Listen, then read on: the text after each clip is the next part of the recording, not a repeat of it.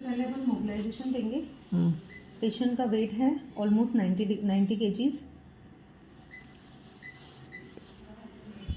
Pelvic flexion, lateral flexion and axial rotation, ये तीनों चीज काम करेगी पहले।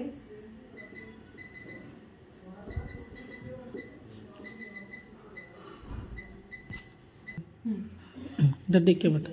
मशीन में हम पेशेंट का वेट एंड एंगल्स, जहाँ जितना डिग्री हमें मूवमेंट्स चाहिए वो हम इसमें मेंशन करते हैं। एंड आफ्टर दैट ये मशीन अपने आप काम करेगी। यू कैन सी मशीन अपने आप मूविंग इन द सेंस कितनी पोजीशन पे लेना है, कितनी डिग्रीज लेनी है, वो सारी चीज़ें अपने आप मशीन सेट कर देगी।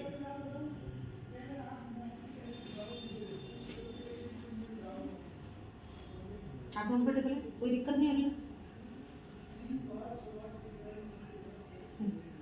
अभी मशीन अपनी हाइट एडजस्ट कर रही है।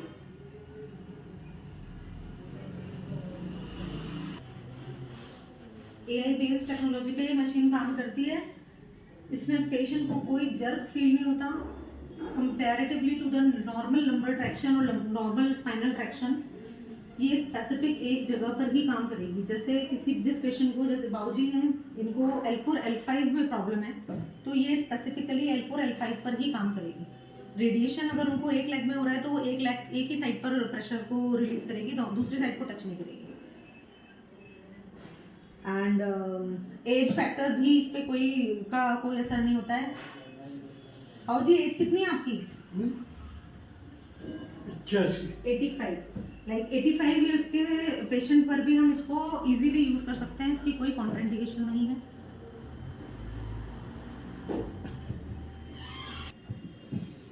कई बार होता है पेशेंट्स को ज़्यादा प्रॉब्लम हो रही होती है न्यूरोफिजिशियंस एंड न्यूरोसर्जन्स से के बाद वहाँ सर्जन्स बोलते हैं कि ऑपरेशन कराना पड़ेगा, ऑपरेशन से ही ठीक हो। क्योंकि कई बार सिम्टम्स इस तरह के होते हैं, लाइक पेशेंट को पता ही नहीं चल रहा होता, नमनेस इतनी ज़्यादा हो रही होती है पैरों में, पेशेंट चल नहीं पा रहा है, उठ नहीं पा रहा है, बैठ नहीं पा रहा है इजीली, इवन सोने में भी प्रॉब्लम होती है बहुत सारे पेशेंट्स को।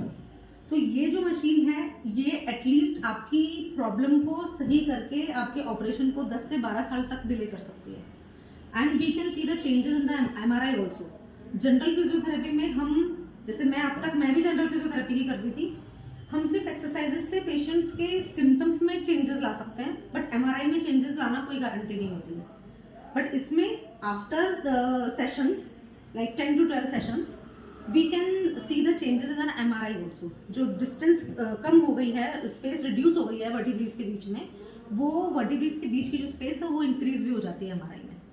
हमारे पास इसके पूरे मतलब हैं हमारे पास पेशेंट्स इस तरह के जिनको हमने बाद में भी MRI करवाया हुआ है। करवाना हर कोई नहीं करा सकता है, वो बहुत कॉस्टली भी होता है, इन्वेसिव भी होता है, एंड उसके आफ्टर इफेक्ट्स भी बहुत सारे होते हैं। ऐसा नहीं है कि हमने कमर का एक जगह का ऑपरेशन करवा लिया तो दोबारा नहीं हो सकती वो प्रॉब्लम्स।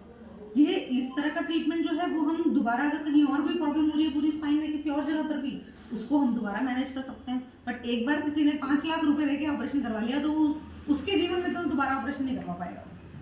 जिनको भी प्रॉब्लम्स हैं, at least you should try physiotherapy को, ट्राई जरूर करें आप। इसमें स्पेशली ये जो मशीन आई है राजस्थान में 3rd ही है।